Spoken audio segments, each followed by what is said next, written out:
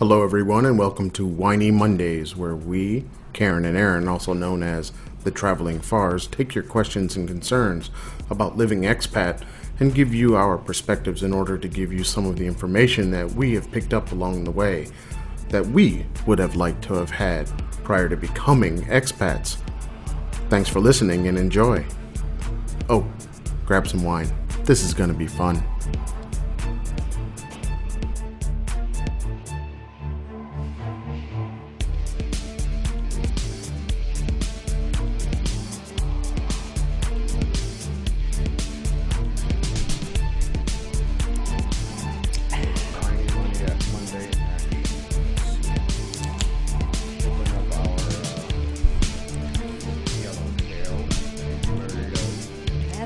That's yucky stuff. I've got some Lindemann's Lambic beer. Whatever, this is fantastic stuff from Belgium. I think this is cherry.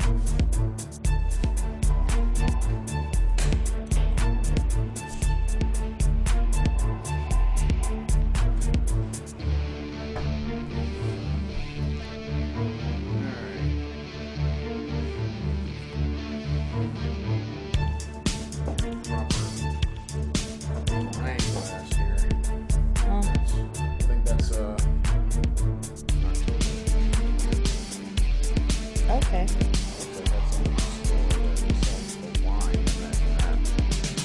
They might have some upstairs. I just didn't look yesterday. I don't like the stems. Yeah. I don't like those tall stems. I don't need all that action. I'm not going to actually sit around holding a glass, so I don't have to worry about my wine glass getting warm or anything like that.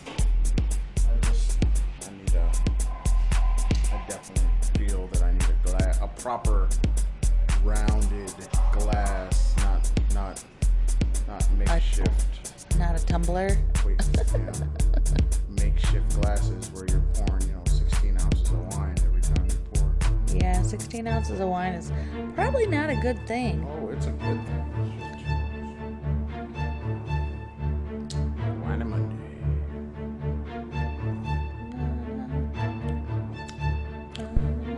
Now that we got our Zoom figured out, because it's Winy Monday, I can whine about this. Yeah. Since my computer updated, mine still hasn't, by the way. Now I have things happening that shouldn't be happening because stuff was set up. And the update changed your stuff? Well, it did something to the license for my Cubase, so now I got to run some program that looks like it's going to take 20,000 hours to run, which is going to be not so cool. I wonder if it's the internet today, because I am trying to upload these things to YouTube and they're still not going, and they've been going for about 3 hours. Yeah, this is definitely one of the issues of being in China. Internets. And the VPN.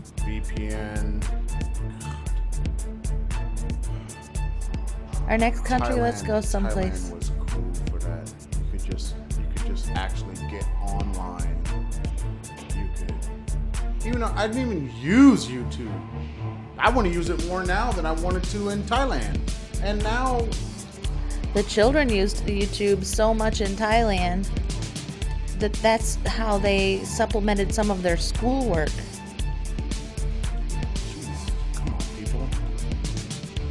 Internet connectivity, internet reliability, these things should not be issues now. Not a country known for making electronics. Not in quote unquote first world countries. Okay. That don't like Laowais. China does not consider itself a first world country. Or it considers itself a developing country, which is a developing hogwash. country that can give money to the rest of the world. How about that? Yeah, it's hogwash, really. Okay, so it can make everything and give money to the rest of the world, but it's not a first world country. Yeah, whatever. Right? Don't make me go full metal. How going full metal? Like, how many luxury cars did we see during our travels this summer? What did they say about what was it, Hong Kong? The most billionaires. Yep, in the world. The most billionaires, self-made billionaires. Right, self-made billionaires. So in the world. I'm not buying. I'm not buying any of what they're selling when it comes to that kind of stuff. And now we got this crazy dude running around telling Laois how they shouldn't be here. Right. Maybe we should leave. All while sporting Timberlands, a tattoo of Eminem, and rapping. Yeah, I love how you got this idiot running around co-opting someone else's art form and then gonna tell the people who he took the art form from that they're the ones that are stupid. Yep, he calls them Stupid Laowai. That's the new song. So, yeah, look out for that. I'm sure that'll be coming to the U.S. soon. Oh, yeah. Or you'll never hear about it. I don't know. It's on the Shanghai list when that gets out to people outside of China. I think what I'm going to do is I'm going to take his song. I'm going to put it up in my classroom or in my office. All the English. Yeah, I have the translation for you. Oh, I got it. And I'm going to put it up in the classroom this year and make sure that everyone knows who said it and put on there exactly what I think about it. My favorite rapper in China. Because he's the first one to come out and actually say what we already knew Chinese people thought about us. Oh, absolutely. So, but they recruit us to come over here in just, bundles and heaps. Well, I mean, there are thousands of job listings every day for native English-speaking foreigners to come to this country. And from English-speaking countries. Right. And only now, with this stupid grading system that they have going on, English-speaking countries that are only Canada, Australia, New Zealand, and England. I don't know about Ireland. Or Scotland. Ireland, it's the UK. It's not just England. It's Ireland. But Northern Ireland is part of the UK, but Southern Ireland is not. Yeah. So can they come in? Well, knock. Right. Can they come in? Americans, U.S. U.S. is on the list, Aaron. But U.S. is not a. We don't have an official language. So. But here's what cracks me up is because they have countries like Trinidad and Tobago and Jamaica and all these little bitty islands, and their native tongue is English. It is in their books. Okay, I think you're totally negating what you've learned from I know Medelec about his him downstairs. I think you're totally forgetting that maybe the English maybe not so good. Listen, Menelik is a director who is part of the team from Back of the Theater podcast. And if you ever want to learn a few things and learn how to go fuck yourself, then you definitely need to download Back of the Theater podcast and learn how to become full Menelik. Be a scumbag. Be a scumbag. Join the scumbag crew. Anyway, so I think South Africa is on this list too. I'm sure they love the fact that you just did a commercial for their podcast. That's all right. Our podcast. That's okay. Hans is my friend. I can do that. I think that's a funny thing. Hans, you owe us money.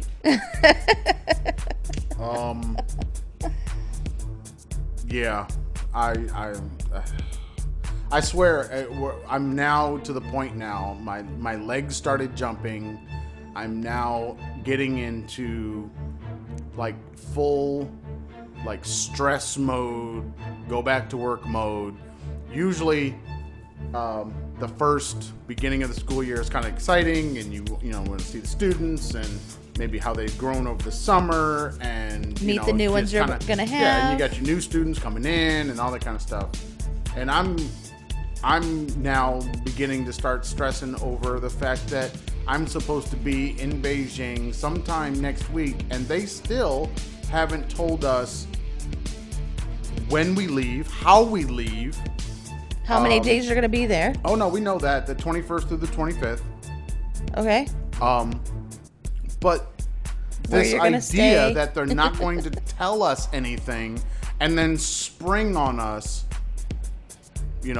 everything at the last minute. And it's just so indicative of all of the problems that we've had, especially at this school, but in China in general, where you don't get information in a timely manner. You get it last minute so that nobody can say anything, nobody can object, and if you don't go, then you're the problem. Right, yep. If you say, fuck that, I'm not coming, you waited to the last minute, no, I'm not going, no, I'm not going to put my family through that, no, I have other things I need to do, no, maybe I want to get ready for school here. Or maybe you're going to want to eat because, you're going to stay probably in the middle of nowhere in a dorm room and there isn't going to be anything around for you to eat for 5 days. That's a whole nother issue. I guess I'll just have to take a suitcase full of freaking food. I actually was already planning that, which is last time when we went to Taichung, I ended up eating mochi and nuts and crackers and I had the little bean bun things. Your bean bun. The little bean bread. Not bean bun, but the bean bread. Yeah. And, basically I was eating out of the corner store. Right. For most of the week. This was over Thanksgiving when there was nothing I could eat during their Thanksgiving dinner. And, Not a they single were so thing. Surprised that I wouldn't eat. Well, when you don't eat meat and everything has meat in it, and you went and bought KFC and a couple turkeys, I guess I'm not going to eat that day. So, and it was literally, I think, that day, because... Yeah, you were there. I was there all day and couldn't get away. And right, you didn't eat that whole entire day till you got back to your room. Yeah. So, I mean, now the whole stress of dealing with mental mediocrity is now setting in. And drama queens. And I still don't even know when school's going to start. That information hasn't been disseminated out yet either. Yeah, someone asked me that yesterday, when does school start? And I said, meh.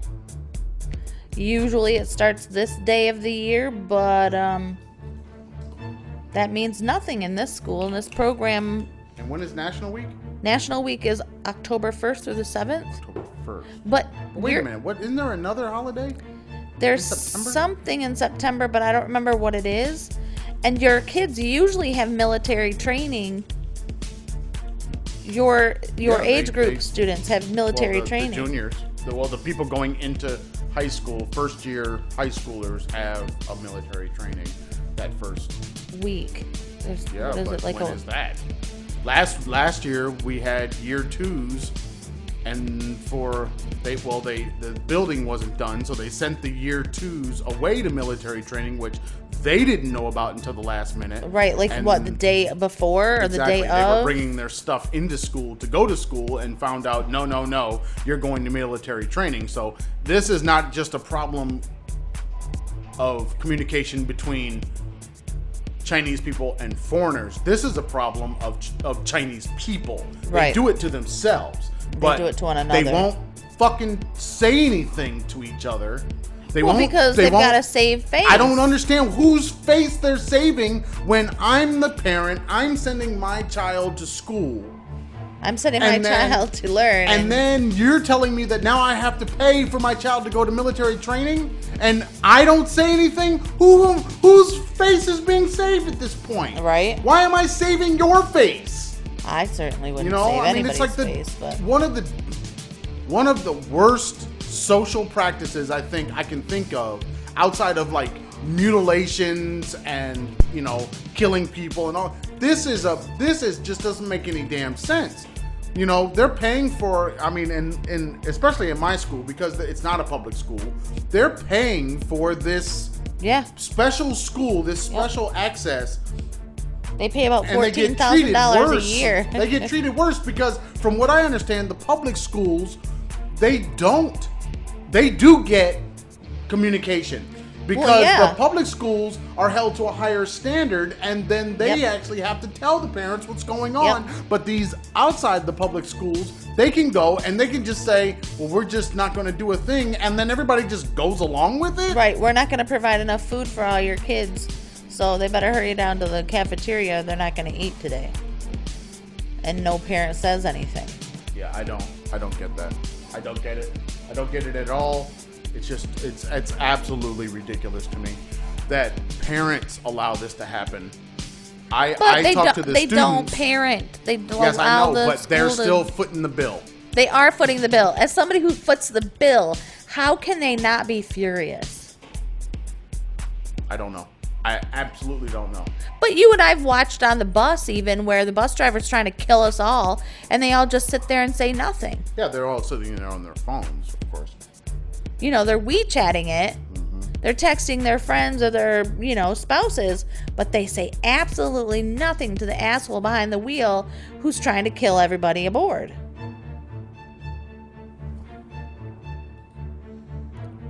China. Yeah, it's China, all right. I don't miss working. I mean, I miss the classroom. I miss being in front of the children. I miss learning with them. But I don't miss all the adult crap that goes along with it. What I don't like as a teacher and a manager. As a teacher, we don't get timely information. As a manager, we get no information. Right. But so yet you're supposed to manage a staff. No, I'm not supposed to. Apparently, I'm not supposed to manage anything. That's why I took off on all of my communications with my company, anything that says that I'm a manager. That's why last year I stopped doing anything that had to do with management at my site because they didn't want foreigners to manage. They wanted the Chinese person with zero management experience. They wanted him to manage. They wanted him to be the liaison between himself and the school. They wanted him to do pick his own nose without everything that they wanted done and to leave the foreigner out of it because they didn't even want us to know. Right. Yeah, you're going to go away for 7 days, but you can't know about it until 3 days before you're supposed to go. Exactly. Which is utterly disrespectful, especially when you've been asking for this information since they first told us sometime in June, I think. We've been asking for this information about this trip. What is it for? Why are we going? What is the purpose of it? How? I don't even understand how they're going to even do anything when it comes to telling, say, me or anybody that works in a satellite office how to do their job when we're all dealing with different management systems and management structures. Some of us are dealing with private schools. Some of us are dealing with public schools. The company that we work for backs us up. Not at all. We get nothing from our company. There's no spine there to say, this is what's going on. This is how we're going to run our program. You guys need to come along for the ride, or we need to leave. Because they aren't taking into consideration that all of these different branches are in different provinces and they have different rules in different provinces for the education, but yet they're trying to create a curriculum. Okay, that part I'm not even getting into because they're gonna try to homogenize what they're doing. I said that was something that was necessary a year and a half ago. Right. That they should have already had in place. When I'm an English teacher, what do I teach? What is the Bella program? Right. Okay. So I said that from the beginning, that's something that needed to be done, and was willing to work with anybody who worked at Bella to create that program. Yeah. The problem is they wanted to take photocopied textbooks that the students have paid for full price, and they want to take photocopied textbooks and just dole them out and say, this is what you teach, with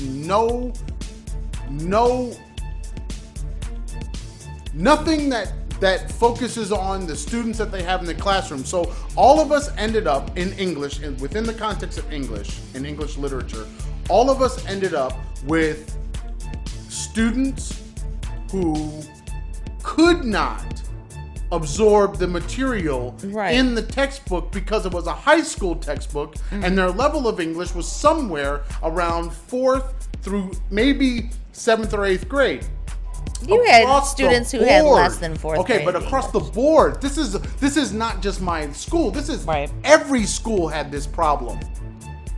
Some of the schools decided, that we found out when we were in Taichung last year, some of the schools just decided throw the book away.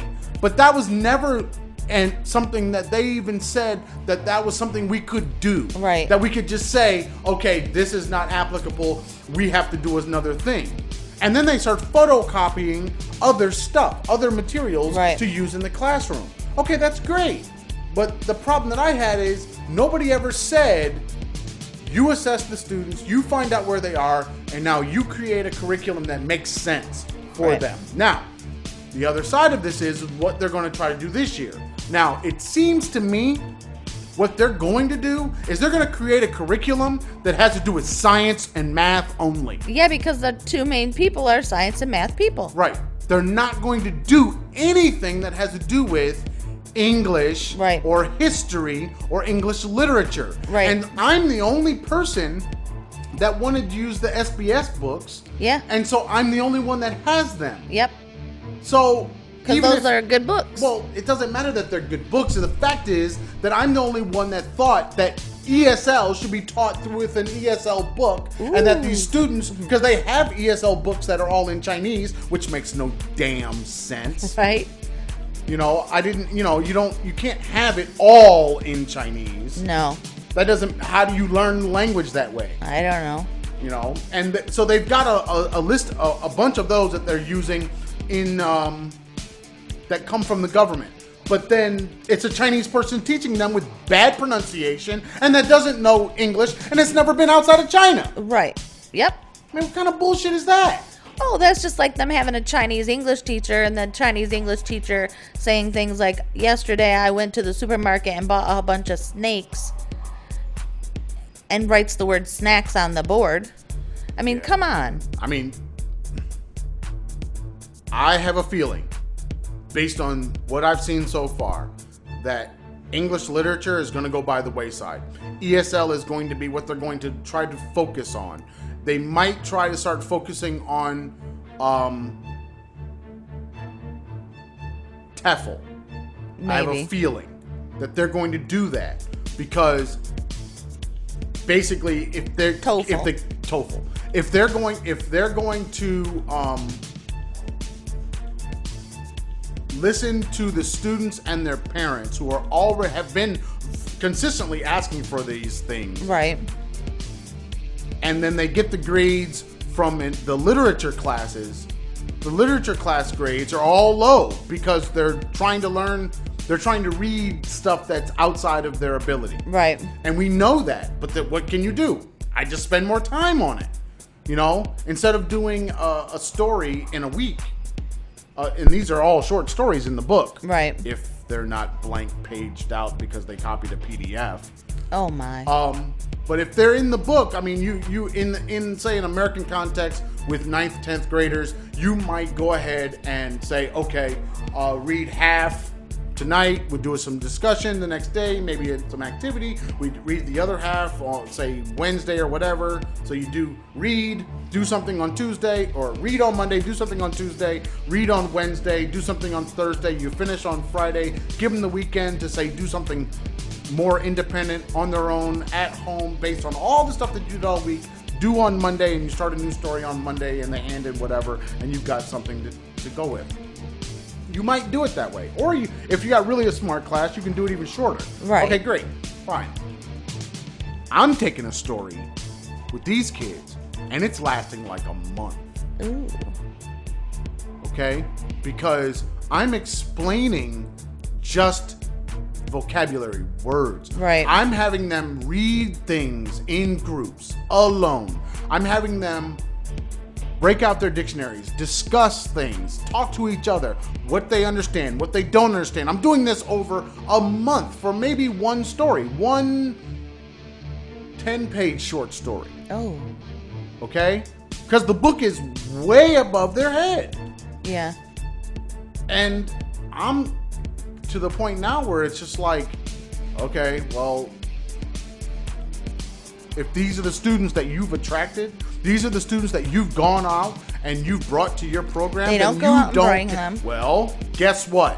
That's called student recruitment. That's the garbage that they've been given. That's student recruitment. This is what they say they do. They don't do. We and know this is that. what they told me that they were doing. It was student recruitment and recruiting good students. No, they don't do that.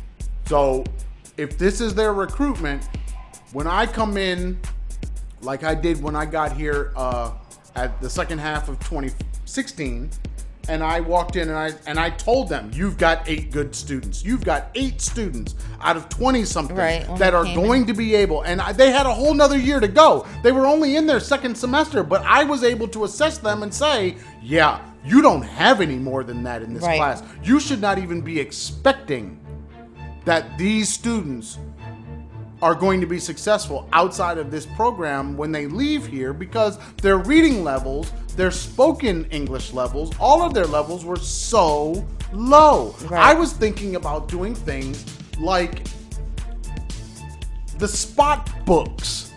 Spot, run. Cat in the Hat. I mean, I have students, I bullshit you not. I bet you I could take students that were in that year 2 classroom that just quote unquote graduated.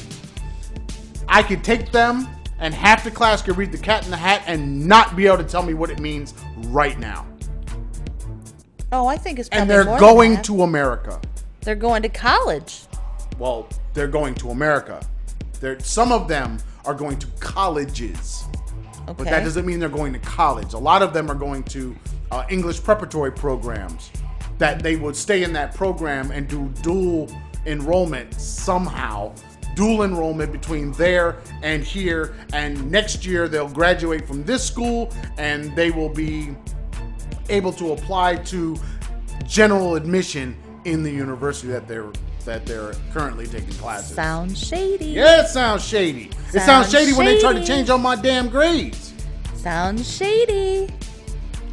You can't dually enroll if you never have any contact with the school. You don't. Hey, you aren't dually enrolled if you aren't doing any work from both places. I have students that took our classes. So our classes, you're talking like half of the credit hours per week. So you're talking like 22-ish. 22 credit out, 22 hours, or let me say 22 classes per week taught by foreign teachers. Our company. The other 22 class times. Do they have that much time with Chinese teachers? Yes, are all the other Chinese classes. And that could be music and computers and English and physics and math and they have a psychology class. They got all kinds of stuff. Okay, so all those classes, and PE of course, all of those classes wrapped up. I've got students that didn't take their final exams in their Chinese classes, which means they have 0 grade. NA is on their grade sheet. That's what they had for those classes who have still left this country and on their way to the United States to go to school. Now, some of them that did that were my best students. Yes. And they had A's before some of them decided to leave halfway through the term, or they decided to just stop coming, or whatever. They were told they didn't have to come back. It doesn't matter. They chose it after we told them that they did. They chose to stay gone. True. And then come back for a graduation ceremony that apparently had 0 meaning. It had no. It was a shit show. But it doesn't matter. I'm not talking about the putting on of a graduation ceremony. That's a different problem. Graduation ceremony. That's a different problem. The problem I have is they have documentation now from the school. They have something certificate. I don't know what it says because, of course, it's all in Chinese to take to the U.S. with them. And act like they did something in China. But they don't graduate from the school until next year. Oy. They can't graduate. These kids are in school for 3 years. So they won't graduate until next year. So I don't know how that works because do they come back? They don't come back. Now understand that the schools never had this. No, this is their first time. This would be the first, with our students, this will be the first time. With the VCE program, I don't know. I don't think they've had a graduating class. This might have been their first. I think this has to be because the school's only been. Class. This is the third year of the school, right? I don't know. All I know is they keep telling me that the school is new. Like that's a reason for ineptitude, which has gotten old. Yeah, it's gotten very old. That they're still saying. It's like at what point do you stop saying you're new and you just don't know what you're doing? Because it's better that way. It's better for you to say, we don't know what we're doing. Right. We know how to run a Chinese school. But we can't. But we don't know what an international school even looks like because they've been very clear they don't want an international school, but they are trying to integrate foreign teachers with foreign languages into their school. Right. And they don't know how to do that. They've got 20 different foreign teachers in that building. Exactly. That they employ. Not to mention your program and the VCE program. They've got, 20-something? Almost 30 foreign teachers in the building? I spent a whole year last year and never had a conversation that was based on education. Like based on an education style, curriculum based, or even pedagogy focused, nothing. I had nothing focused on students and education at the school with anybody from that school. No conversation all year long. Oy. They never came to me and asked, what do we do? How do we do it? They don't care. They didn't have any concept of how we do what we do, how we teach, why we make the choices we make. They don't care. I know, but they only care about the student money. All of that goes into running a school. Well, yeah, you'd think. But it's at China. one point, my office was literally like I could look into the president's office from my office. No, not even with translators. Nobody comes and says anything. Then they hired somebody else to be over all the foreign teachers. That person never came to us, and he spoke English and worked in the United States. Sugar? Never. Grown man named Sugar. What's wrong with the grown man? Never came and spoke to us. Never found out what we were doing. Never found out about the curriculum or anything that we were doing. None of the classes we were teaching or anything. There was never a conversation. Whenever we had problems, there was never anybody we could talk to. That's why you have Ditko. But he didn't have anybody to talk to either.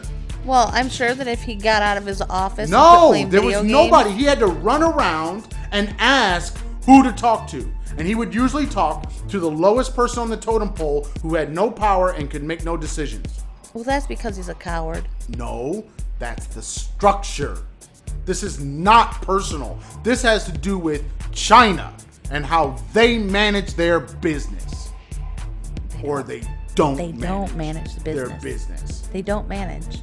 And that is their biggest problem right now, is that they've got people who worked at McDonald's who have more business acumen than they do, and they don't understand that we've had good managers, bad managers, middle managers. We've been managers in those positions.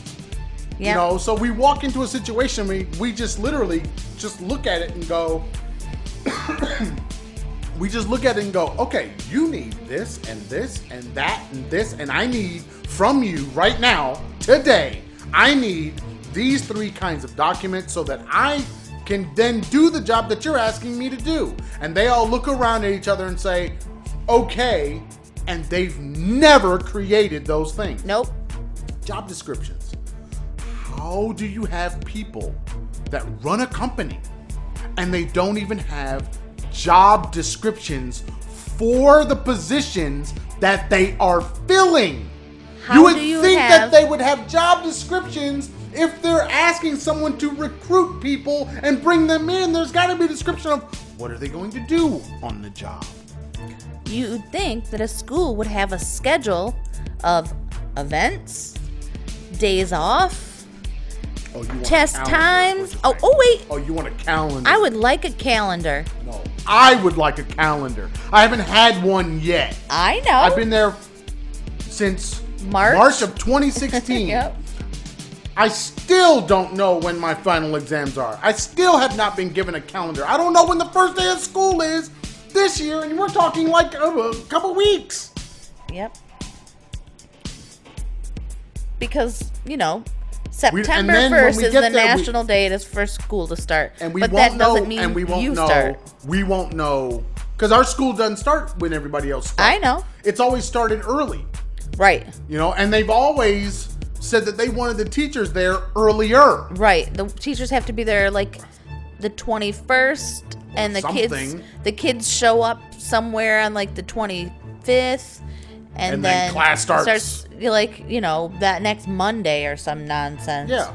And they'll do all this stuff through a text message on WeChat. In Chinese. Yeah, in Chinese. They will send all of this information out through a text message on WeChat.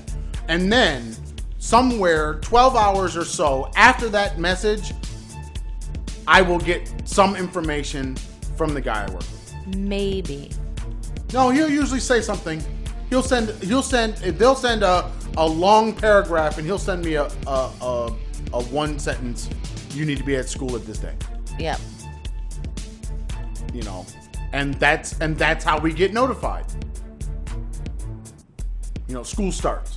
And you have no idea if he's even working there this year. I don't have any idea about anything. I don't know how many students are returning. I've asked for that information multiple times. No one has decided to say, maybe the teachers need to know how many students are going to be in their classroom, at least for the year 2 classroom. I can understand Chinese people do not do things ahead of time. That's true. So I understand that parents may not even have made all of their decisions yet as to where their child is going to go to school this fall, even though it's a couple weeks out. Right. I know that.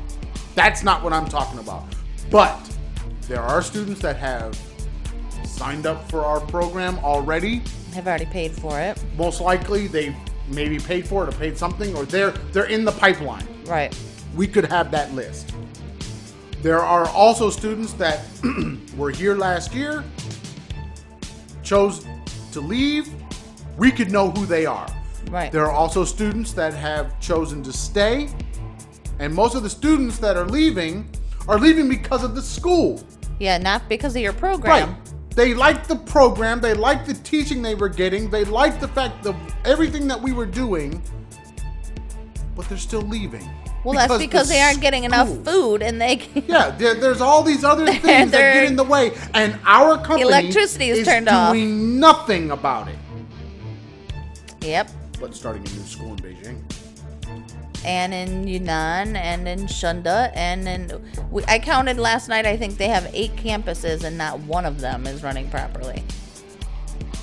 Okay, don't say not running properly. I run properly. No, not you. Them. I run properly. My campus runs properly. Everything about what we do is student-based, student-focused. We're trying to get them to learn, to learn how they're going to have to learn differently within an English-led classroom context. Yes. They're going to have to, it's a totally different style of learning. It's more cooperative and all of the other things that go along with going to school in the West that are not present here. So they're getting that. Right, they're getting the cultural aspect. They're getting the classroom stuff that they need to get so that they can be successful in doing the work, because our work is not task oriented. Right. It's all based on critical thinking and all of the other things that go into collaboration and trying to make them ready for university within an English-speaking context in the West. So We do that. I wasn't talking about the teachers. The problem has never been what we do. Right. The problem is all of the things around us that then get in the way. Like you walk into class and no one's there. Right. And then you walk around and go, where is this class? And they say, oh, they're doing a thing today. And you say, well, one, why are they doing it during my class? Right. Because that's usually when all the things must be done, or doing the not so important Westerners class. The problem with that logic is we teach half of their classes. Right. We are the only people on our campus that teach half of their classes. Yeah, the other foreign teachers teach a single class. A single class right. per week. Or 2 classes per week. Not, I personally see this class 5 hours per day. Right. And they see their classes each 1 hour per week. It's totally different than what we do, how we do what we do. I mean, I teach 3 different classes to 2 different grade levels. Right. That's just me. Then you have another person who teaches 3 different classes to 2 different grade levels. So don't you think we need to know? You'd think. Don't you think we need to we might have to change what we're doing today and tomorrow and the next day because now you've taken away a day? Do I mark them absent now? Do I penalize the students because you didn't tell me that they weren't going to have class? Because to me, it would seem appropriate to give them all zeros for that day. Absolutely. Penalize the student. Well, the students knew about it. They just didn't tell you. It's not about that. But it's never the student's job to inform us what the management of the school has decided. I think it's sad and disturbing and disrespectful that most of the time you find out things because the students tell you or ask you about it. Oh, they don't ask us. They usually don't ask us. They're just tell you. Us. They're telling us, we're not going to have class tomorrow. And you look at them like, what the hell are you talking about? Right.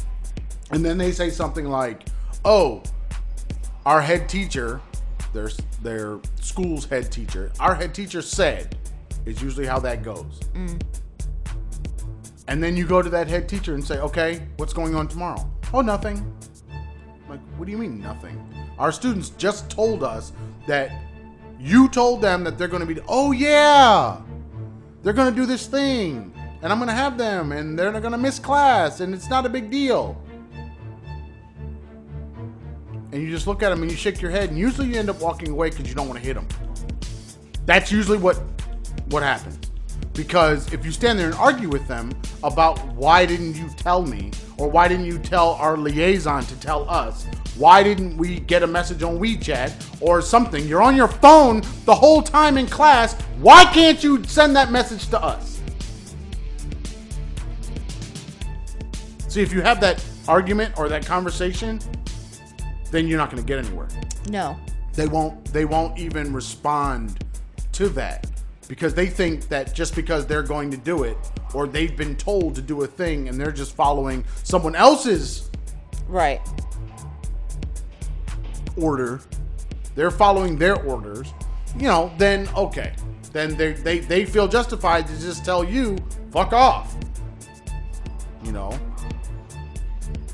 But then when you go write it down and say, okay, our students missed, X amount of classes because you pulled them out of class, then they want to run around and say, oh, no, that didn't happen. Yeah. They want to lie. Yeah, like your whole internet deal. Yeah, the whole internet deal. They want to lie about it then. No, we didn't do that. It's like, wait a minute.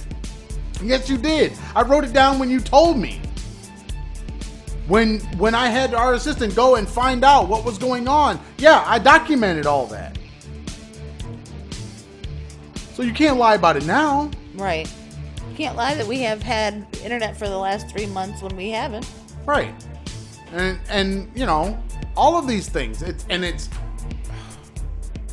the lying thing inside of these organizations.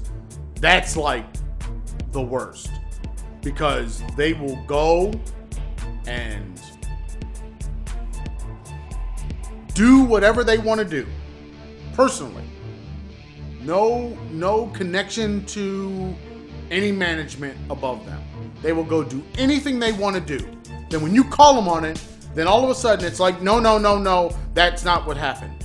No, that's not what's going on. It's like, but that's exactly what you did. Right. And 10 of us know about it. Why are you lying to us now? Right. Why are you lying to us in the meeting? Why are you lying in front of your boss when we all know that's exactly what you did? Yep. And all you hear is no, and then it's all in Chinese, and you don't know what the person is saying, and then the person that is usually getting the story only hears it in Chinese because they don't speak English. Right. And so we end up looking like we're just trying to be mean or angry with this one person, and they don't realize that it's the one person. Right. That's where your problem is. Yep. But because you don't manage, yep, and they can do whatever they want to do because, you know, it's more expedient to ask for forgiveness than to actually ask for permission. Right. And that's actually so they don't even ask for built in. forgiveness. They just deny it. They just blatantly deny that it's I happened. firmly believe, and I've seen it happen where they ask for forgiveness. Oh, I'm so sorry. I made a mistake. I shouldn't have done that. They do that internally. They don't do that when we're around. You see? Yeah. Hence, like the woman making her employees who messed up drink toilet water because, you know, that's how they apologize. Drinking water from the squatty potty. You know, I don't care about drinking water from squatty potties. They can drink all that they want to. They drink it. They'll boil that shit and drink it. No, I read the thing on the Shanghai list where the employer was angry with these employees and went and got a cup out of the toilet and made them drink it. I understand. And they did it. Why would they do it? Yeah, why would they do it? There you go. Why would you do that? You could die. That in itself is the problem. Right. Why would you do some stupid ass shit like that? Why would you do it? Because honestly, if somebody brought some toilet water to me, I'd be like, you might as well drink that. I'm not going to drink it. And there is nothing that says that as a punishment, I'm going to be drinking toilet water. So you really have no leg to stand on when it comes down to, say, legal issues. Even in China, you have no leg to stand on. So right, the woman went to jail. I know. I'm just saying, you actually have nothing. You have nowhere to go. You really would think I'm going to drink toilet water? You might as well go ahead and just chug that shit. Right. Say I did it because that ain't some shit I'm finna do. You know, I can go, fuck Menelec, I can go full Negro up in this bitch. Oh, no, not the full Negro. That's a whole They can't handle the full Negro. They just can't do that. You know, I mean, they I'm sorry, but they just are not. I think China is somewhere in between where they are and where they should be. They're somewhere in the middle, and they don't know how to bridge that gap. Yeah. And nothing in their culture is instructive in bridging that gap. Well, I think that they intentionally keep it that way. Well, yeah, but that's only because the people that want to keep it that way then retain power. But right. But as far as like business and what that means in dealing with people from outside of China. See, there's no problem for a lackey to kowtow to the manager or the boss that they call. Everybody's a fucking boss.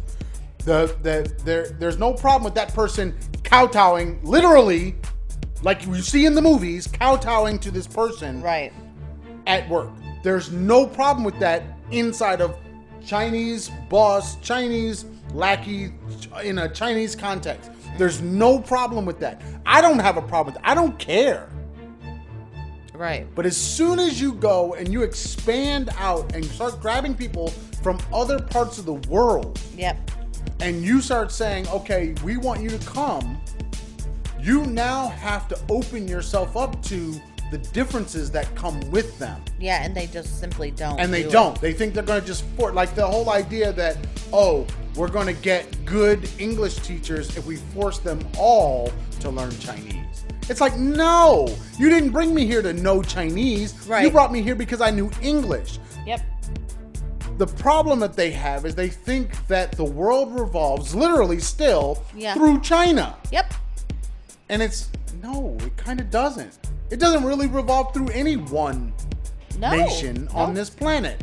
There is a connection between all of them. Okay, fine, I accept that. I'm not like one of those crazy American people that, thinks that the world revolves around America. It's like, no.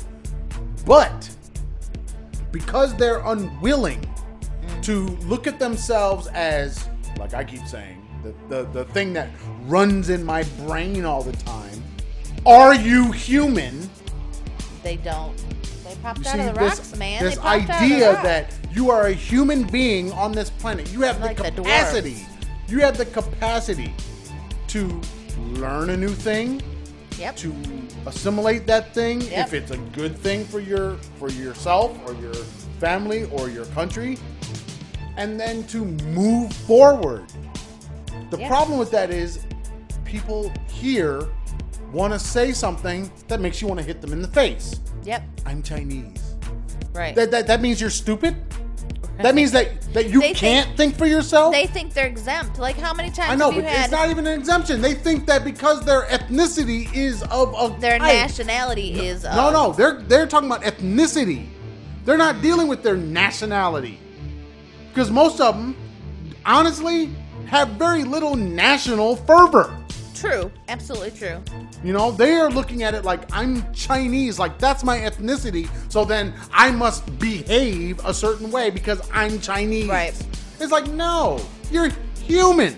Yep. Which means you have the capacity to learn, to change, to modify, to find a new way, to do it as an individual, to do it as a collective group. You have all of those abilities. Why is it that being Chinese precludes that you can't do those things? Right. Like all other humans on the planet. Yeah. Yep. I don't get that.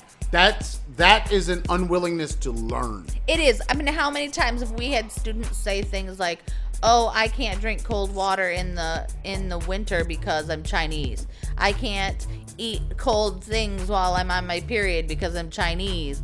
I can't become a Christian because I'm Chinese." Different people. Yeah. Like they're not like the difference between Homo erectus and freaking Neanderthal. There's this big difference between them. They're like, no, I'm sorry, but no. It's like the pictures that I was putting up today. I'm going through these pictures from Shanghai, and what do I get? I get to the picture of we're in the temple when we went, and we're in the temple, and all of a sudden I said, Aaron, look! And you got the little Buddha. Oh, yeah. With the dark, super dark, black, nappy-ass hair. Yep. I was like, there's a Negro! There he is! Yep. He's always there! The Buddha with the fro. Yeah, he's always there. And the fro was like perfect. Yep. Chinese people have never had curly hair. Right. Well, maybe they have because they had it in Japan. Really? Oh, yeah. The first, either Shogun or Ninja. I think Ninja. Right with Shogun. Can't remember now. But to be one of those things, you had to have African blood in your past. You had to have it. Those people that went out of Africa into Asia, into India, they're all dark-skinned people. They had to be. This is not a new idea. I mean, this is an old idea. That Chinese people still think that they come from some light-skinned folks from somewhere else. It's like, no, you didn't come from them. No. You came from Negroes coming out of Africa. That's where your culture came from. Yeah. Even your religion came from Negroes coming out of India. Yep. If you go to any museum in China, you go in there, you will find at least one artifact from the past that got a whole bunch of Negroes on it. You really do. Everywhere you Every go. single time I've gone to one, I've always found the statue with the Negroes on it. So they can't play that game with me. A lot of them even tell you that they're something else, and they motherfuckers darker than me. It's like, what the hell are you talking about, man? I saw a guy at the mall yesterday when I was with the children, and he was literally darker than you, even when you're darkest tan. Look, there's a whole lot of people down here in southern China darker than me. Yeah, it's true. You know, and you walk up to them and they'll tell you they're white. Yep. Like, man, please. Ain't no part of your body white. Right. You know? And then... Not even your teeth are white. You know, you ain't white. There's nothing about you white. There's no Chinese person that's white. No. You know? But they think because of culture telling them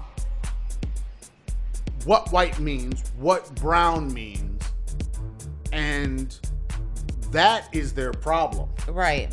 The culture has defined what those things mean, so then they can't be the negative. Right. Whatever that negative happens to be. Yep. And then even you've got somebody, like I had a student who was darker than me, and you end up having to almost console them. Yeah. Because they have to realize that you're dark. Right. And the fact that you're dark means that people in China are probably not going to like you all that much. No matter how much you smile and coon and do all that shit that Negroes did in America to try to get in good with white folks, that shit is not going to work in China because they will still ostracize your ass for being dark. Yep. Especially in the north. Yep. Especially in the north. So, it's, to me, they've got a long way to go. And they don't want to go. But they're going to be forced to go there. Because if they don't, they're going to be like North Korea. Yeah. Where the world stops. Yep. China hasn't been open that long. 1984. Okay? China has not been open that long. And if they keep doing what they're doing, and they keep having people, like when we have with our lists, if they keep having people coming to China, then going back home and talking about their experiences. See, I don't think they understand that Marco Polo came to China and talked about how good things were. Right. Now the opposite is happening. Yeah. People are coming to China and working for 2 years, 3 years, 5 years, 10 years. It doesn't matter, but they're going home with the opposite story. Yes. That, yeah, you can go to China and you can see a lot of things. You can travel around. You can see some national heritage sites, which I've seen. You can go to different places and see things that maybe you only saw in pictures. Yep. National Geographic. Or maybe you only saw in the Olympics. Yep. Yeah, that's exactly what you can do. You can make money. But guess what? You will not want to stay. No. Well, and honestly, and all those people that do stay, I don't know how they do it because corruption, lying. Yeah. The whole non-ethical behavior in business. And well, all. I don't know how they stay in that. I think they just participate in it on some level. That means that it's lucrative for them. Right. You know, I read somewhere, maybe it was an article on WeChat, because, you know, I follow all these different things, that a third of the foreigners each year leave China after only being here for 6 months. Because I wouldn't even have said that. I would have said 2 years. I would have said that if they lived and worked for 2 years, that's the breaking point. Well, mostly it is. Like when we first arrived, our co-workers had only been here a year, not even a year. And towards the end of their contracts, they were literally counting down like it was the end of a prison sentence. Right. It's like all of us have a wall with scratch marks on it. You know? You sign a contract, and then you feel like you know. We have this thing gotta about make it through. contracts. I got to make it through Right. this, and then, you know, and we say dumbass things. I can do anything for a year. Yep. How many times have we heard that one? Oh, so many times. Yep. I can do anything for a year. I can do anything for a year. And that in itself is part of the problem. Yes. And I've said that to those very people who said, I can do anything for a year. It's like, that is part. You need to tell, even if you're not planning on staying. Right. Even if, and they always want to say, well, then I don't want to jeopardize if I want to stay and I have nowhere else to go. Right. I get that. I understand that, that pressure. You don't want to go somewhere else. You know that you can make a certain amount of money here. Yep. And then you say, Your age is I don't want starting to to become a make factor. waves. Right. Okay, I got that. But on some level, you've got to say to the people that are making these decisions and doing these things, look, when I started with you about 2 months after being in your company, I knew that I would not re-sign with you. Well, how many times have we been in places, especially like here in Wuhan, where teachers are saying after the first week? Well, yeah, okay. The But first- see, the I'm first generous. meeting. I'm generous. I'm giving them 2 months. No, because no, you no, know no. what? Honestly, I don't really know what's going on after a week. I don't know. I really don't understand the working situation, what's happening, and all the stuff, all the dynamics that are going on. I understand a bit about Chinese culture, but I don't understand at that particular school, Right, at that particular time. right. I don't know all that stuff, so I come in with an open mind and say, okay, I'm here for a year or 2 years or whatever, and let's see how this place is. Yeah. You know? And so then you go in and you're like, okay, let's see what's happening. Then you find out just like the last place, or it's just like all the other places. Or it's worse than Or it's before. worse than. You know, Yeah. it's like, this shit ain't changed. It's like, Yeah. okay, well, then I know that then I won't be coming back here, but I will fulfill my contractual obligation. Right. I have no problem with doing that because I signed the damn contract. Right. You know?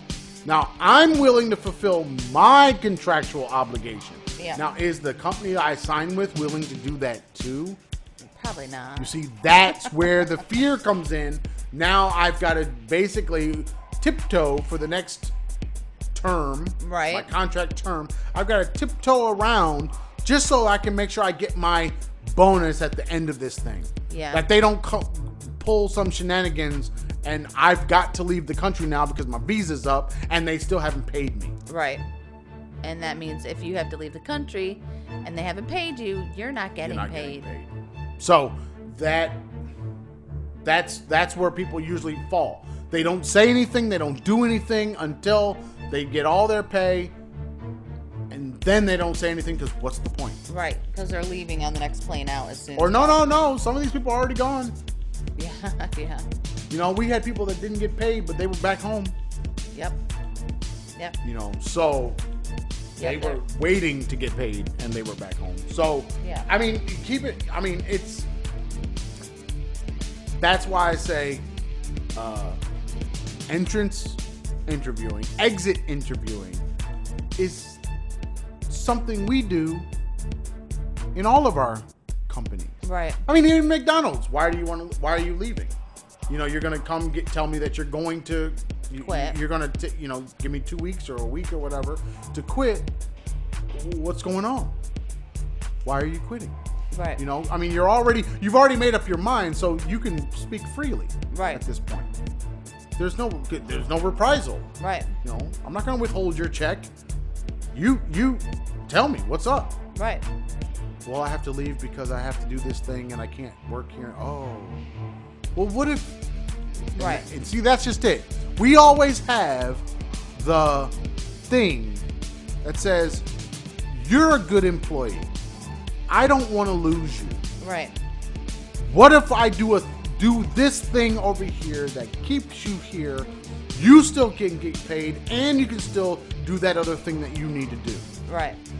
But they have no sense of loyalty here. But that's just, yeah, exactly. There's no loyalty. No loyalty from the company to the employee, and no loyalty from the employee to the company. But there's also no loyalty. Like, okay, we have loyalty to our shops and to our, to everyday things. So we go to one particular vegetable lady for 2 years' time. Why? Because we know her produce is good. She's going to give us a good price. And, it's easier. We don't have to dink around trying to find somebody else every week. Chinese people don't have that. Oh, her peppers look fresher than her peppers. I'm going to go over here. Now, she might pay more for the fresher peppers, but she doesn't care because they're shinier than the other lady's peppers. That she's been going to. For months. They have no loyalty. I mean, how many times I would say to my friend, ooh, your hair looks really good today. Oh, I tried a new hairdresser. But I thought you were just at this hairdresser last month. I was, but somebody else opened a new shop, so I wanted to try them. And every month I would be like, ooh, your hair looks nice. You got it cut today. And, oh, yeah, I tried a new place. I don't know that in the 2 years we were there that she ever used the same hairdresser more than one time. But is that because she wanted different quality and she was looking for something different? I couldn't tell the difference between them anytime. And for us... Or was it a status thing? It's a status thing. For us, we find one person that we trust with our hair, and we never go to anyone else. Absolutely. I used to do that when I was in high school. Walk into the barbershop, look around. Oh, he does fades. Okay, I'm going to him. Wait 3 hours. Finally get him after he finished that chicken. He cuts my head. It looks good. I pay him. Not too expensive. I'll never go anywhere else. Right. It's over. It's done. It's done. Look, it's a done deal. You've now got me as a customer every time. Now I'm gonna figure out when you're gonna fucking eat that chicken because that's some bullshit. I'm not gonna sit here watching you eat. Right. But he's gonna have my business, and then I might have a backup because if you're not there that day, I still need to get my hair cut. I go to that next guy. Right. But I'm only going to that next guy because your ass ain't here. Right. And you know that. Yeah. Well, heck, I flew 4 hours to see our friends, but to also get a tattoo from my tattoo guy and to go shopping for my jewelry guy and to see my Buddha guy. I mean, loyalty. I mean, yes, you're right. I don't see the loyalty among consumers or among employees because Chinese people will leave a job in a heartbeat. Yeah, they'll just leave. They pay for their jobs even. They pay. Some do, but they in education, most of them pay for their jobs. I don't know what they do in the private world. I can't imagine it's much different. Oh, I can. I can imagine everything's different in the private world. But the idea that my contract with you says that I'm going to do certain things to fulfill my responsibilities and you're going to do certain things to fulfill your responsibilities to me. But I'm going to probably go over and above based on how you treat me and how I feel about working wherever I'm working. Right. So if you go and you make it really hard for me to be there, you're going to get the bare minimum. Yeah. You're not going to get extra. Yep. And then if you do more, I'll do more. Or if I do more and you acknowledge the fact that I did more. Right. And notice the fact that, this guy is he's really doing a lot. Right. He's like doing more than we've ever asked because we've never asked for anything. Right. Yep. Okay. Then we want to keep that guy around. Yeah.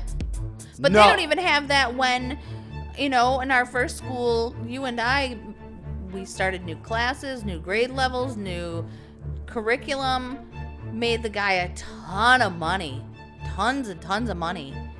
And at the end of our contract, he didn't even bother to say, hey, I want you to stay, even though he wanted us to stay. Get a vegetarian meal out of it. No. The last dinner, the big dinner that you're supposed to get for, being there over the term that you were there, you finish your contract. We're gonna take you to dinner, and everybody's gonna go, and we did not get that. No, we didn't get. I couldn't eat. Yeah. Well, if it wasn't for us ordering our own food, none of us would have eaten. So keep that in mind. Because he had everything with beef and pork in it. So keep that in mind. Yeah, but think of it this way. I'm the one that was under contract. I'm the one that brought my whole family to your small city. Yep. I'm the one that did that. It wasn't like we were contracted together. It wasn't that I had a contract, you had a contract, and we were both working. It wasn't like that. It was we were giving more than we were getting. Oh yeah, absolutely. And we were treated as if we were doing less than the white folks that kept showing up not being able to do the job. Right. Late. Hungover. How many times did you go to work sick? I went to... How many days of work did you miss? In 2 years' time, maybe 2, Yeah, maybe 3. And that's because I couldn't talk, literally had no voice. But then I still went to work with no voice. And he didn't send me home. So how do you teach with no voice? Look, that appreciation. I don't think I ever heard thank you for coming, or you did a really good job. I really wish you'd stay. I never got anybody to say anything like, any kind of. I still in China to this day have never had a Chinese person assess what I've done and said I did a good job. But I've also never had a Chinese person say that I did a bad job. Well, I've had them say to me that Aaron is so smart and he's such a good teacher and the students love him and the parents love him. And oh, he's so good. But they never tell you that. I've never had anybody say anything to me. I know. Never. I know. And so then, why would I stay? I don't know. Why? You have basically told me I'm not good enough to stay at your place. I'm going to move on. Right. Yeah. No, it's not just the fucking weather. Right. I lived in this fucking weather all my life. Yep. This ain't a new thing. I don't enjoy it. I don't want to be in the snow. I don't want to walk in the snow. Yeah. But I did it for 2 years. Yep. You pay me more, give me more responsibility, you make it worth my while, I'll do it for more years. You pay me more and don't give me more responsibility, I'm okay with it. I mean, that's fine, but Just my expectation is move up. Right. Yeah. You're always trying to move up. You're always trying to move, and I think upward mobility is probably one of our biggest issues inside of China. Because there is no upward mobility for a teacher in China. I mean, you can move to a director of something, but you have nowhere to really go. Because you're a teacher, and then they say, "Oh, you're going to be a head teacher." Well, what does that mean? Well, that means you're going to still be a teacher. But you're going to have. But then you're going to have to fill out reports and talk and manage the other staff. But we're not going to give you any information, and nothing's going to happen that's going to make any sense for you as a middle management. That's not going to happen. You're just going to be the person that we then can blame for them not doing what they're supposed to do. Right. That's all you are. You're not a person who has any juice. You can't do anything. No. All you can do is be blamed. Yep. And that's okay with them. Yeah. But you're going to keep teaching all your hours. So that we're just going to layer on top of what you were doing before more stuff that has no real bearing on say professional development or helping other young teachers or anything. Nothing like that. Nothing like we think of as a person that's over other teachers. Right. You know, because honestly, if you're going to have a head teacher, the best thing to do is to cut their hours. They teach no classes, and they become the person that is over the teachers that can then have the time to go into the classroom, monitor all of those teachers on almost, I mean, if you have no classes, you can do it on a weekly basis. Right. And you could go into the classroom, find out what they're doing. You can see where your staff is doing, not doing, meeting expectations, not in meeting expectations, right, setting expectations. Yep. And then you mentoring could them. actually do professional development within the context of living and working in China. Right. What I did in Thailand. Right. You could do that. Yes. But they don't want that.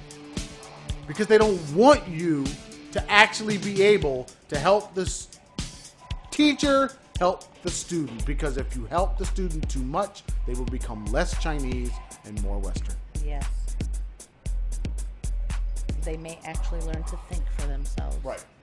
And then now they don't want to be in your Chinese classroom studying for Gaokao. Right. They want to be in the international classroom where they're now doing something else. Right. You see, they don't want their best students to go outside of their system and then leave the country. That seems to be across the board what they're trying to stop. Right. So, like my company is not attracting students, like we said before. The school is sending the students to the Right, that are the ones interested that aren't capable that of aren't being capable in their of classes. right. So it's almost like what we did in the United. Well, not I didn't do it, but what schools in the United States did to get their No Child Left Behind testing done to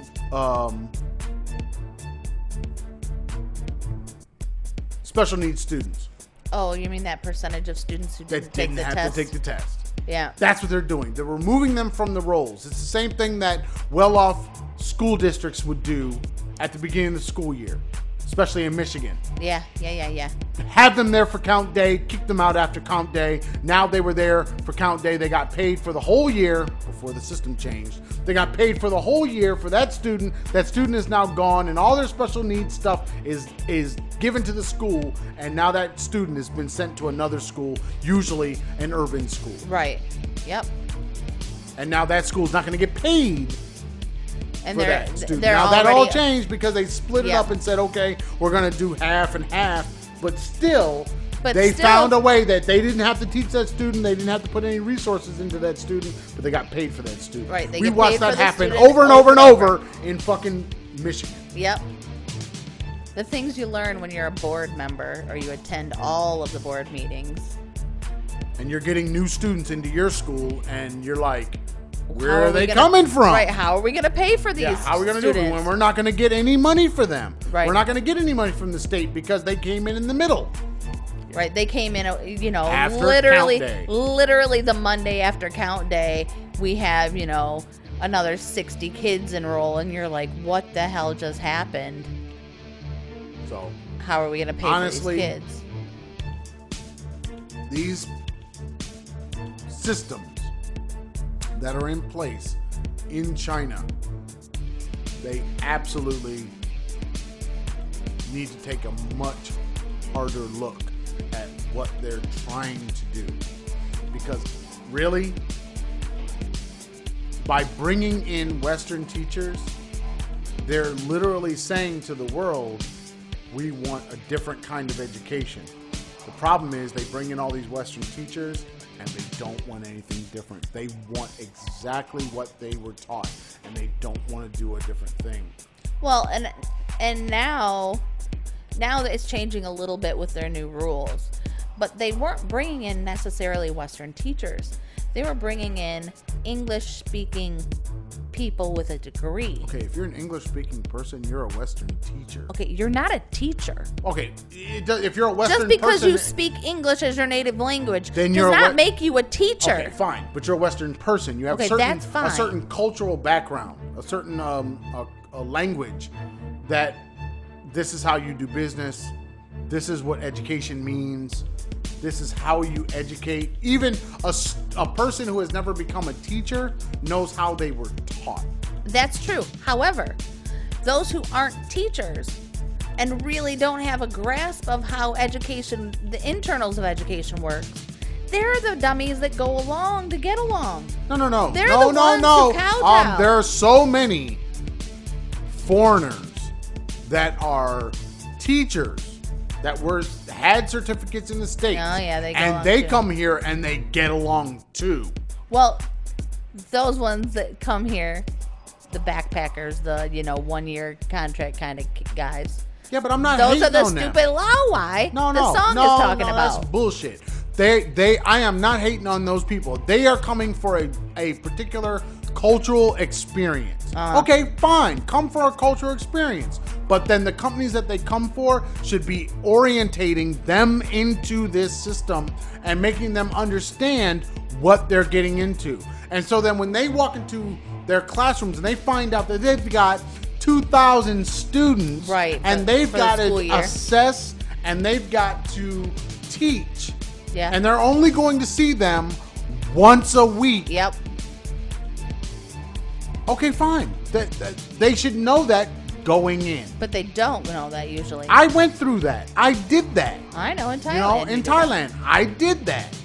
You know, I was sitting there every week. You go in, you have a certain things you're going to teach. You're going to teach basically everybody that day, essentially the same thing. Yeah, oh yeah. And then you're going to walk out and you're going to Teach the hope, same lesson the hope next day. that they're going to retain a little bit of it, because you're not going to see them for a week. Right.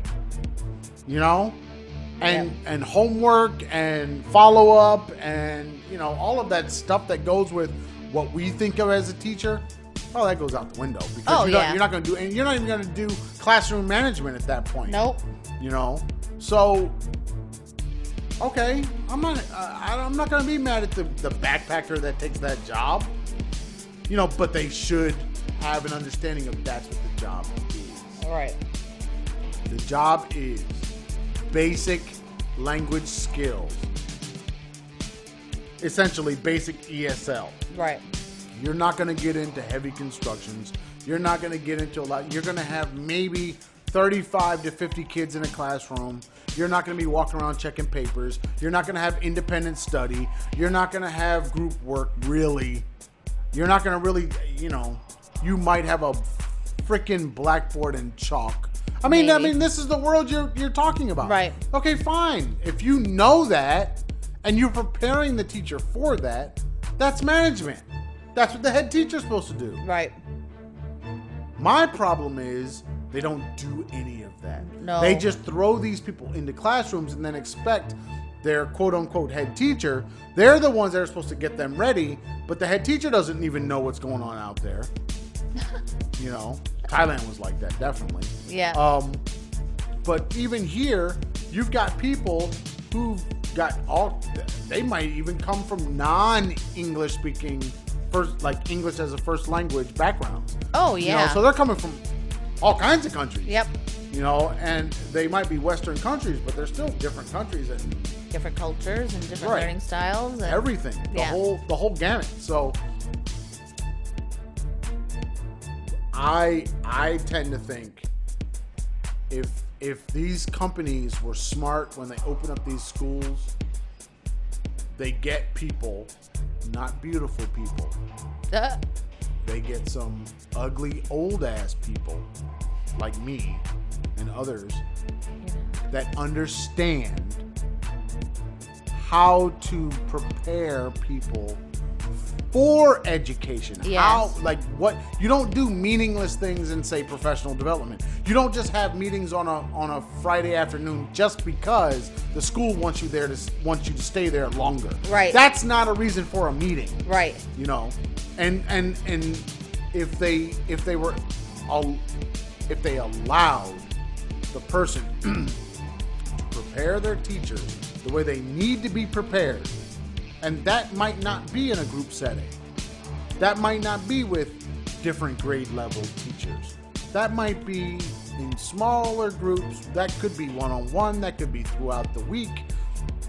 Letting that person have that kind of control over how they do that job, they might get better results. Yeah. But then on the other side of that is you can't go and piss them off in their home living situation. You can't piss them off in how they get to school. You can't piss them off with telling them they have to be there from 7:30 to 5:30.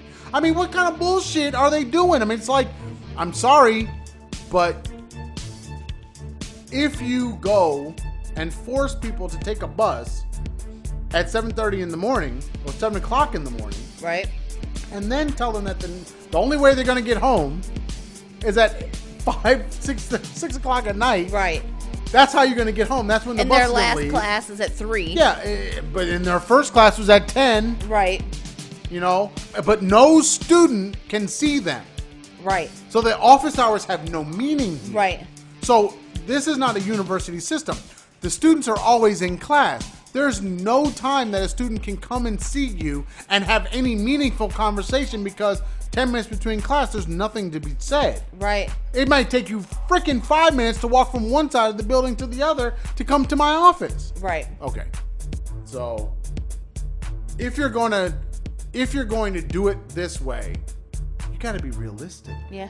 And I don't think that they're willing to listen and hear when we're telling them that this is what they're doing. And then when we leave, nobody asks. No. Because And don't then care. it's to the point where you're, as a teacher, you're like, just fuck you. I Right. don't care. I don't care anymore. I don't care about anything that you're doing because you didn't care enough to ask me. Right. You know, you thought that going out and getting outside experts was going to be a good enough. It's Right. like, no. Those experts were for you. They weren't for me because I knew what I was doing. Yes. Yes. Yes. You know, but they have this idea about who they should listen to. I've The had old this white discussion. guys. I've had this discussion in my company. It's like all of the people that knew what was needed on all of the campuses that my company serves were on the campuses that my company serves. Yes. Those are the only people that could tell you what was going on, Yep. what the problems were, what the good, the bad, and the ugly about that particular campus, and here's their suggestions on how to fix these problems. Right. You see? But they never did that. They never asked those questions. They never talked to the head teachers. It's like, why did you make us head teachers? Right. What was the purpose of having head teachers? What were we going to manage when you were going to undermine us left and right? Everything we did was going to be undermined by some Chinese person. So then Yes. that knew less than us. Right. Less experience, less education, less, everything less. Years. Yeah. You know, I mean, if that's the case, I mean, when you think about it, in our company, we had a lot of pretty old, experienced people. Yeah. What? Yeah. It's like, are you kidding me? Yep. You've got several of you have been teaching for a long Yes, time. but it's not even the teaching. Think of the life experience. I had more jobs by the time I got to university than the guy that helps me right now. Oh, absolutely. I had more jobs than him in 4 years Yeah. than he's had his entire life. Yeah. I had more jobs before I was 16 than he did. That's what I'm saying. So I had more years of But experience he's the by the time I guy- was 16. than he's him. the guy that they listen to at the school. They won't talk to me. I tried to have conversations with them. They said no. Why not? Well, I don't speak English that well. That's what he's for. He doesn't speak English. He's that well here either. to freaking translate. Right. If not, there are other people that can translate. Let's bring them in. You have English teachers. I know Chinese you got English Chinese teachers. English teachers that can't fucking translate. Really? Right. But they're good enough to teach English. Uh-huh. And Yeah. that's and you know, fuck it. That's all I can say. They absolutely don't want it.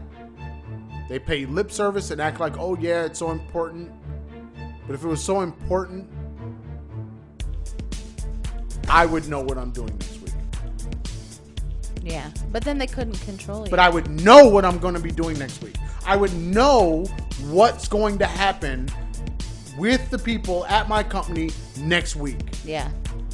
Next week! I mean, come on now. What is today? Monday the 14th. All right, so today's Monday. This time next week, I'm supposed to be in Beijing. Yeah. Actually, no. I will be in Beijing. I've got to leave for Beijing sometime on Sunday because we're supposed to leave and be there before Monday. Yeah. Okay, which means we have something to do on Monday. Right. So I can't be traveling on Monday. Nope. So, but I still don't even know what I'm doing. I have no clue what I'm doing. I don't really know why I'm going. I can't help you with that either.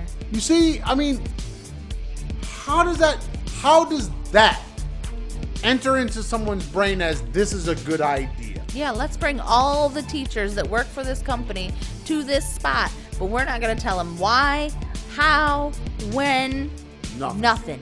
We're not going to tell them anything. We're just going to expect And them to be expect here. them to smile? And be happy about it. Be grateful and thankful that you're I there. will not be grateful or thankful. I am not ever grateful or thankful I agree. because it doesn't make any sense. It would be better spent to say, okay, we're going to start paying you on the 21st. Start preparing your curriculum and things for your classrooms, your lesson plans for your first couple weeks. Work with your head teachers and teachers on site so that you can get yourselves ready for what's coming when school starts. Right. That would make more sense. Yes. Because nobody in Beijing can tell me what I'm going to do in my classroom. Nope. They can't even tell you when They your don't school even starts. know what students we're going to have. They don't know their level of students because none of our students are tested. And no one from Beijing has been to meet the students or talked about the students or Nothing. nothing. They haven't passed that information on to me. I mean, it's like all of the ways to run a school into the ground. It's not all the ways to run a school for it to be successful. Right. And I don't know. They've got to find a new way to do this type of work. Now they're gonna have a school in Beijing. And with They're gonna have 3 grades, I They're think. gonna have someone running it that's from the States. And they'll probably give them carte blanche. Just let them do whatever they want to do. Yep. Old white guy. But then, Whatever he wants. but then, for us, out in these satellites, we won't get that kind of backing. We won't get Nope. anything. Nope. I mean, Hell, they get Christmas off in Beijing. Nobody else gets that. They get Thanksgiving off in Beijing. Nobody else gets that. okay, you're talking about two different schools. Why is that 2 different They're schools? two different schools. They're still going to maintain the other school? I don't know what they're going to do. I have not been told Huh? what they're going to do. You're making assumptions about things that I just thought I was told that they were moving all the kids to I that don't other- know what they're doing. that They other haven't school. told us. Got ya. And honestly, I don't really need to know. I need to know how many students I'm going to have in my year 1 classroom this year. I need to know how many students I'm going to have in my year 2 classroom this year. Because I already know that basically half that class, all 15 of them, half that class was not planning on coming back when we were at graduation last year. Right. Because they were that angry at the school. Yeah. And we knew they were that angry at the school back in February. And nobody did anything for them.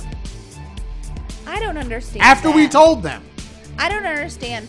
They want these kids' families to pay $7,000 a term, $14,000, $15,000 a school year, but then they won't stand up for their money. They won't stand up and say, "Hey, these kids are paying us. We better make sure that they stay happy, so we'll keep them longer." Oh, you want student retention? Oh, Okay, yeah, that's you want it. student retention, but you don't want teacher retention? Oh, I think that if you did both, it'd probably make you more Well, successful. think about that for a minute. Retention is not part of the deal. No.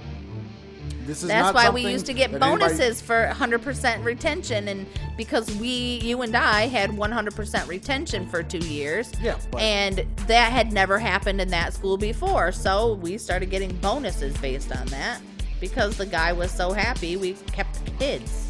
Yeah, but that's, Silly that's so not a thing for us. that. No, I'm talking. That's not a thing for Chinese people to worry about. They don't. Right. They're not focused. I mean, it's funny. What? I guess with a billion people, there's another one to fill a spot. We couldn't move our office last year, right? Mm-hmm. We couldn't move our office. Not sure why we couldn't move our office closer to where our students were, like on the side of the campus where our students were. Right. We couldn't move our office, but 70% of the school was empty. Yeah. Even a temporary office, even in a classroom, it wouldn't have mattered. You could have put that cubicle setup that just plops in a classroom. You could have put that in there. Right. It wouldn't have mattered. Nope. Most of the school had the drapes drawn and it was empty. Empty. The office that they were proposing, I say proposing because they already took it away, proposing that we move to, Right. had been empty all year. And they came to us at the end of the school year and said, "Oh, we think this might be a good place for you." Why couldn't we have moved here in September? Right. Or January? Because all this has been empty all this time. I walked by on the same floor as my students in the same building, literally less than 50 feet away from their doors. So we only have to do classrooms, right? Right. An empty teacher's room.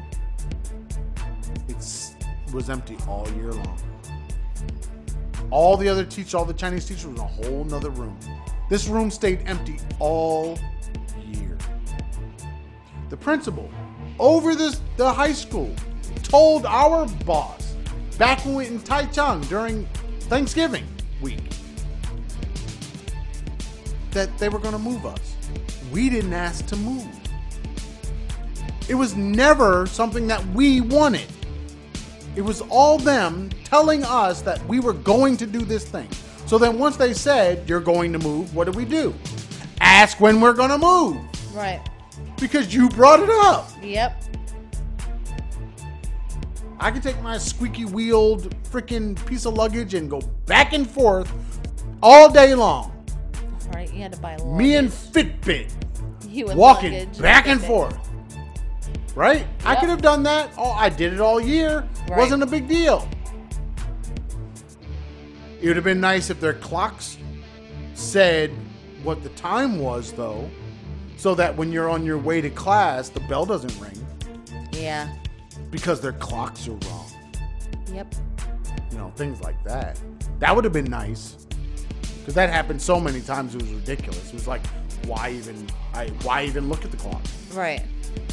Because you look at the clock and you're like, oh, okay, I got 10 minutes. You start walking, and all of a sudden the bell's ringing. It's like, that doesn't work out well. Nope. And they wouldn't put it back together again.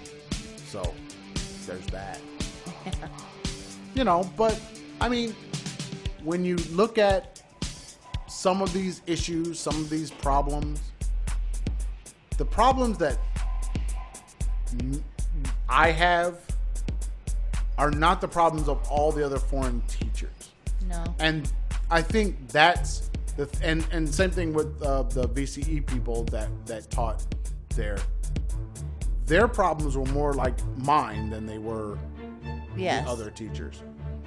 Well, that's because the other teachers work directly for the school. Yes, but their problems were different. Yeah. They had totally different problems. They were in a large teacher room. They were all together. Yeah. They had, all these other things that were different than us. Right. Maybe we'll be in that room this year. I don't know. But Oh, that would be horrible. whatever. I can't get angry about that kind of stuff. It's their school. They do what they want. They want to cram all the foreign teachers into one room. What can I do about it? Nothing. Because I will not have a person with a spine come to the school and say, no, this is not acceptable. Right. So there's nothing I can do about that. Right. But now, well, you knew last year, there will be no re-signing of this contract. Oh, yeah. You know what I mean? Because of what the school has done, and on top of that, what our company has done. Once you layer those things on Right. top, it's over. Yeah. It was over when they had students that chose not to do anything in class, and they chose not to do anything about it. Right. And they told me, this student has to stay because their parents don't have anywhere for the student to go. Right. It's like, who the fuck cares what their parents have? Yep. Their parents could let their child stay at home. Yep. The school could not put them in this program. Oh, well, they don't have an ID. Who fucking cares? I don't care that student doesn't have an ID. He's fucking Chinese. Get him a goddamn ID. Right? He doesn't do any work anyway. He slept for 2 years. 2 years. Did nothing for 2 years. I couldn't even fathom. How do you sleep all day? How do you every sleep day? all day, not come to class, decide not to do anything, do no work, and give me a goddamn gift at the end of the fucking year?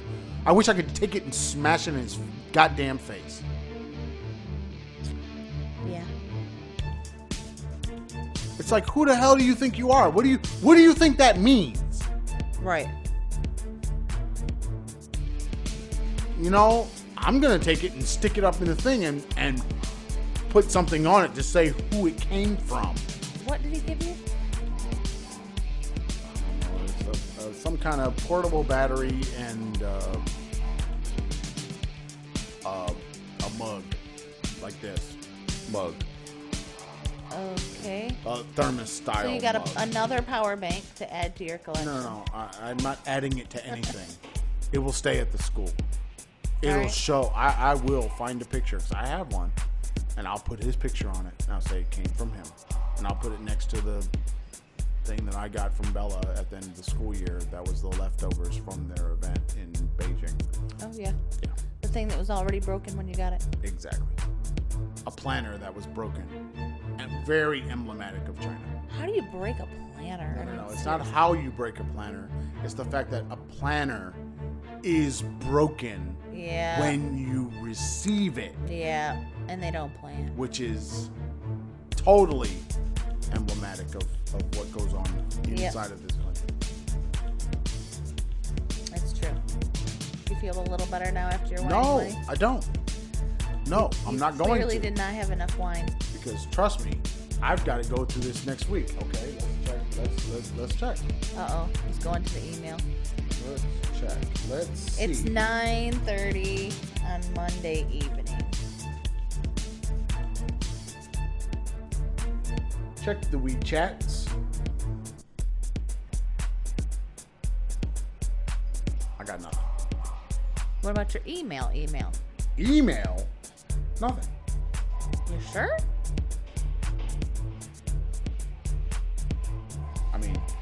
Usually my company doesn't send stuff to our personal emails. So, But don't you have a school email? yeah, no, there's nothing there. That's in WeChat. Oh. The notifications in WeChat. Tell them what you think. While I get rid of some wine. I think it's time to start researching another country outside of Asia. I think that it's time for us to learn and experience a new culture. It's time for us to maybe go Western, because it's very unhealthy, this environment. It's mentally and physically and emotionally unhealthy. And we've been in Asia now this is our 6th year. And there are days that I think Aaron might lose his mind. I think it's funny though, because I talk about this guy. He was he was like the guy who brought the Huawei phones to the West. Yes. And now he had to leave China, but he never said why he had to leave China. He just said he had to leave. Uh-huh. And it leads to the speculation that it was similar to like what we all feel. Yeah. Now it may be something totally different. It could have been something personal or whatever. But he was I want to say he was in Beijing. Mm-hmm. And this was the way that it was reported. How he said, I had to get out. It wasn't good for my health. Yes. But he didn't say anything about pollution.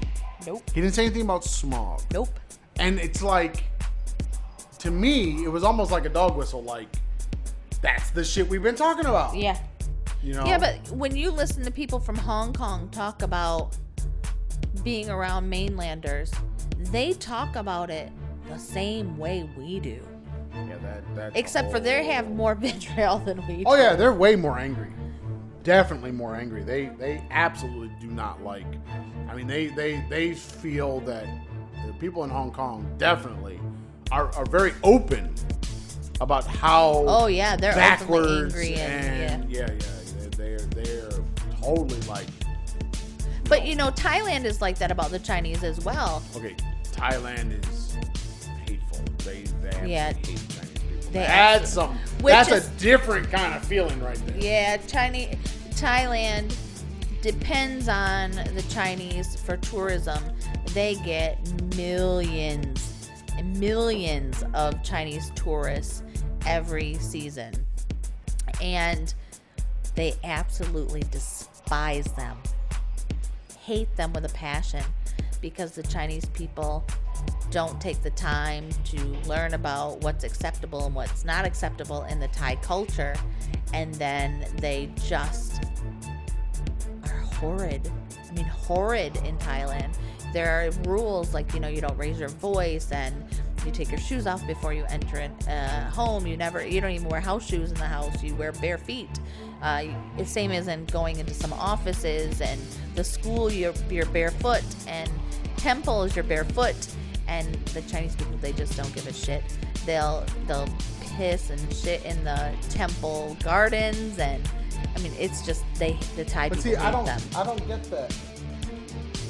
But if they did something like that in China, like there was a situation where a Chinese tourist kicked a bell at one of the temples, and it was a huge uproar. There's all kinds of, Twitter was a tweet and Facebook was a buzz, and it was all over the Thai news and in the newspapers, but then you have the Thai people to retaliate. They come to China and write on the Great Wall in whiteout, because if you're gonna deface our things, we're gonna deface yours. But see, I don't understand how. Okay, so I go to the oldest 8-sided pagoda in China. World Heritage Site, the whole nine. That's in Suzhou, right? Right, and it's leaning now on the whole thing. Okay, so I go there. As we're walking through that complex, there was kind of like a small little temple. Basically, it was only like you didn't really go in it. So it was just Buddhas. And then people just kind of walked up to it. They did their prayer. They made their offering. incense or whatever, but they didn't. There was no building like you went inside. Yeah. It was just all right there, like they were just covered, and they walked up to it. It was like a shrine. Yeah. So you just walked Yeah. up to it. You didn't really go in a building. They told me I couldn't take pictures. My students. Huh? Yeah. I had never encountered that before because we've been in many temples. Nobody's ever said anything. I've watched Chinese people take pictures at Buddhist temples. Yeah. So we've been in a freaking monastery and we're taking pictures the whole time. In fact, they encouraged it. And we were there during the busiest time, which was Spring Festival. Yeah. Nothing. Never heard anybody, but the students were, oh, you can't take pictures. I would have taken pictures. Oh, I did take pictures, but that's not. I mean, the point was, I had them look around them, and Chinese people were taking pictures. Right. It was like, why can't I take pictures, but they're taking pictures? But they couldn't tell them no. Right. They could tell me no, but they couldn't Right. tell them. It was like that disconnect, that Yeah. thing. It's like, but if Yep. you have such a reverence for Buddhism in this country, Yeah. how do you lose it when you go to the next country? Right. Because it's still Buddhism. Right. You're not talking about a different religion now. And it's not even no. It's not. It's not even. But I will say that how it's practiced is significantly different. Oh, of course. You know, when I taught at the kindergarten in Phuket, the kids did a prayer every single morning, and they had meditation, and you know, they're very open with their Buddhism, but in China they are not. Even though it's an accepted religion here, they still, you know, we have people over see our Buddhas and our pictures and our little statues and our incense things, and they're kind of astonished that we even know who Buddha is. Who are you talking about? Well, the Chinese people. Really? We have already covered this ground on Right. this podcast. We the have- idea that Chinese people do not realize or are surprised when Westerners know something about the culture that they ascribe to. I mean, come on now. Well, we have like the Thai Buddha, you know, the thin young Buddha, but then you have the boys, I got my fellas, man. he's got the big fat Buddhas, The happy Buddha. the happy Buddhas. So we have both. Yes, but the fellas are The see big- no big evil. no Yeah, See no evil. You know, right. Buddhas. With their little fat tummies. It's just, I don't know. I don't have anything to say. I think it's I time. have no more to say about the fact that people are surprised that we know stuff about Chinese culture after being in China for 4 years. 4 years, yeah. Right, we've been in Asia I mean, 6. essentially, we have a high school diploma in China. I mean, really, people. Well, we have more than that because they only go to high school for 3 years no, here. but we have our sense of Right, an 4 years equivalent, yeah. in China, and shouldn't we know something? I know I cannot write a lot of Chinese. No, I cannot speak hardly any Cantonese and very little Mandarin. But guess what? I can't speak know any a Cantonese. lot about the culture, and I'm very observant. Yeah. You know. As if I don't feel the stress and strain you feel because I don't deal with all the other nonsense. I love living here because of the freedoms that we have, but I don't deal with what you deal with.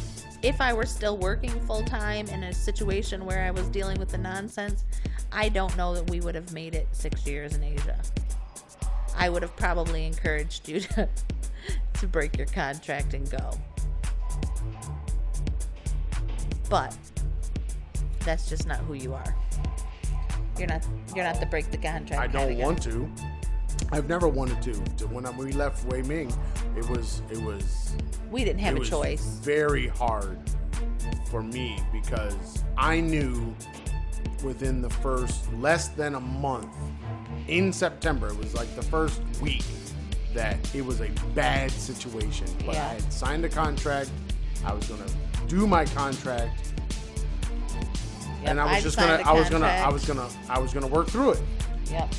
And then get to the first half of the year, it was very bad. And the funny thing is, it had nothing to do with really Chinese people. No. That problem was all an American. Yep. From misery, and they made it miserable for everyone that worked there.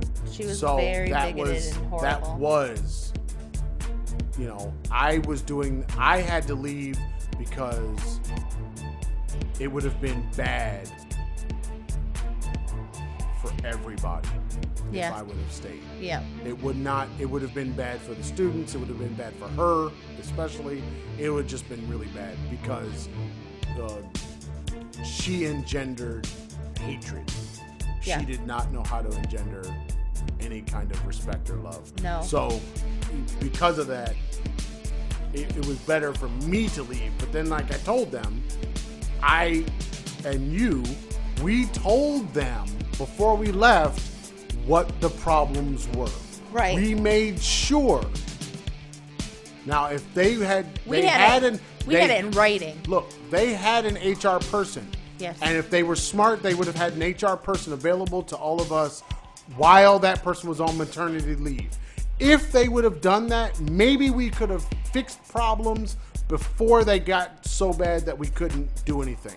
Right. But what they did was they let that person go on leave, and then they went and she came back to a freaking storm. Yeah. And it wasn't just us. It was a shit show for real. She came back to a storm, Yep. which wasn't fair to her, but we went and it was just like, okay, I'm sorry that, we're dropping all this on you, but you got to, we can't stay. Right. I cannot stay in this situation. It is just that bad. Here are the reasons. This is what's been happening since you left. Right. And it's like, you shouldn't have done that. Yeah, Right. You got to have a baby. We got that. But someone should have been in place to take care of this stuff that we could have talked to because we had no one. Yep. And there was way more people here that are going to leave. We told them they were going to leave because of this one person, and everybody ended up leaving. Except for what? 2, 3? Two. From the end of November when she left, or end of October when she left, to when she returned February, they lost 10 teachers. Right. 10 teachers quit. And really, 10 teachers quit. Yeah, from the end of October was the first one. And then when we had the New Year break, they lost 7 other teachers. And then we came back from break and you and I left. And after we left, 2 more people left. They were losing teachers left and right. They lost teachers because of that particular woman. They lost 2 of them in the first week of school. Right. One came for the very first meeting and she was rude to him and he was like, fuck this, I'm not staying, and left. Yeah. And the other one lasted 2 more days and she was gone. I don't know. I think part of the problem, the only redeeming factor is I know that part of the problem is Chinese management. Oh, yeah. Because they put someone in that school, they put someone that was supposedly a co-director that was Chinese. And that's just a bad idea. But they also gave a foreigner the job as director who wasn't qualified, and they only gave it to her because of her age. Yes, but that's a management issue. Yeah. That's all a management issue. If they would have, they shouldn't have made, they shouldn't have had co-directors, but then had the Chinese person running around saying, I'm the one in charge. Right. So that's a management problem. Yep. And they, like you said, they shouldn't have done. They had 2 teachers that were still there, and one actually had a master's degree in education administration. But because he was younger than her, and because he was she was friends with his mother, she got the job because she was older. I so don't care. Absolutely really no don't. experience. I absolutely don't want to rehash that shit. I don't even want to think about it. But because it's not worth it. It's so not worth it. It's not emblematic of anything but lack of Chinese management. You know, Chinese managers not knowing what to do, thinking that age means that a person is qualified, when clearly, like what we see in the school we're in right now, clearly age has no bearing on qualifications for running a school. Right? It is absolutely 100% clear that is, I mean, like I said before, if you're running a Chinese school and you get a Chinese management in place, it makes total sense.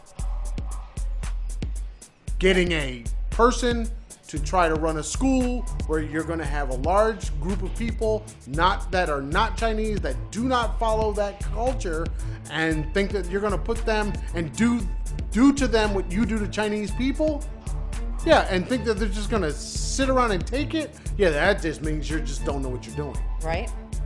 You are now a bad manager because right. You don't understand what you're doing. Yep. So. Absolutely. Got anything else over there? Do I have anything else? I have potentially that one of our listeners says that our show 3 might be up available. Not, I don't know if it's on iTunes, but available so that they can hear it. We can't hear it. I've tried to download it, but they said we can't. So we're gonna see.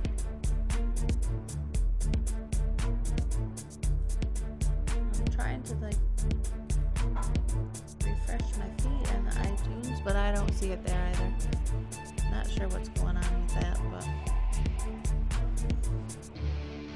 I don't know. We're still fighting. We're having issues with our uploads. Our first 2 shows went up just fine, and then all of a sudden, not going up. It's something is wrong. I think it's in the server. It's not up. Well, in the meantime and in between time, we'll put things up on YouTube. Yeah, we got the YouTubes going on, and are we still putting up stuff right now? I put up 4 videos and it still says uploading 3. And I started that at 4 o'clock. It's maybe almost you should have 10. done like 1. Yeah, I think you might be right. And then 1. Guys, is there any progress? There, yeah. It says 1 is finishing the upload, 2 is in the process, 3 is uploading, and 4 is upload pending. So there's actually movement now. Upload pending means this hadn't even started. Yeah. That ain't good. So it'll be tweeted once it's up on YouTube. Right. Like and subscribe to the page and click the notification button, and you'll know when they're up automatically. Everybody, check out the YouTubes. We're gonna do both. So we're gonna put up the audio on Blueberry, just like we've been doing, and then put up the YouTubes. And if we have video for you, it'll be on there. And we'll share out some photos and maybe some video, and you can see all the traveling FARs. You'll see the young FARs and the old decrepit FARs. And Don't talk about me like that. We know I'm decrepit. Look, I got a decrepit knee too, so it's all good. And that way, we got different multiple places that you can hear the stuff and see what's going on, and put the pictures and the videos out there as we do them. That'd be cool. I've been putting things on Instagram from different places we've traveled. I'll keep going through. I just came across some of the photos from the day we left the United States with our little bitty travelers. They were so cute. And our 20 bags. That was not cool. We won't do that again. Never. Shipping is your friend. Shipping or sell it. Sell it or ship it. Don't forget all that 20 bag thing. I don't ever want to do that again. Me either. And we did it when we left to go to Thailand. And we did it. Did we do it when we came back to China? We did. We did it when we came back to 20 China. though, We had 19 bags when we came back from Thailand. But we also had things shipped from Thailand to China. Yeah, how long did it take us to get them? 3 days. Oh, well, once they shipped her. Yeah, well, say that again. Okay, so how by the long time did it take us to get that stuff? by the time I finally got a company to do it and got the everything organized with the person who was holding the boxes, it took us, oh goodness, we got here in August and it was March before the items got here, or April, must have been April, so quite a while. But when we moved from Wuhan to the south, our stuff was here in a day. So yeah, but that's now you're talking about staying in China. yeah, You want to stay in China? I don't have a problem with staying in China. You want to stay in China? I need you to get out of China because I need you to be healthy You want to stay in China? and happy. And you don't belong in the Chinese prison. And I think that if you stayed much longer, you might end up in a Chinese prison. I think what I need is I need to be like Keegan's saying no, we should not stay in China. I need to be like director, and I need to have the power of a director, and just running the space and teaching Chinese teachers how to do what we do, and that. Well, I could find you a job like that in China. That'd be no problem. I mean, that's honestly the kind of job. But it's the gonna problem is, I also know people that are Western that put into director positions still end up teaching because they can't be directors. They can only be teachers. So what they do is they put them as directors, put them as headmasters, and then they're still teachers, so that's how their visa goes. So they still have to have classes, and then they give them no power of the director. Oh. Sorry, show number 3 did not go down. I'm being told. It cannot be downloaded. So something's going up with our Blueberry. So we'll keep working with them to see if we can get that going on. But the YouTubes, do we have a YouTube's update? I'm getting a verification code right now, and then Verification. then I will be able to have at least 2 shows up. Not the first 2 again. I don't think so. Hold on. Let me do the verification. Do the thing, man. Stop talking. Get her done. All right, while you're doing that, you can hit us up. I'm now verified. Oh, I did notice on the YouTubes that it changed the name to the Traveling Fars. Yay! So, speaking of the YouTubes, you can go to the YouTubes and find us at The Traveling Fars. You can go to Facebook, and we're also The Traveling Fars. Email travelingfars@gmail.com. No the. Website, which is giving us issues at the moment. Traveling Fars. Website is thetravelingfars.blueberry, BLUBRRY.net, blueberry.net. Twitter, we love the Twitter tweeting. Twitter. I hate Twitter. Anyway, on the Twitters, we are Traveling Fars. Somebody will tweet at you from there. And then Instagram, we are Traveling Fars. So there you go. That's where we are. We're everywhere. We're on Instagram. We're on Twitter. We have our website, our blog space, and other stuff will go on the blog space as well.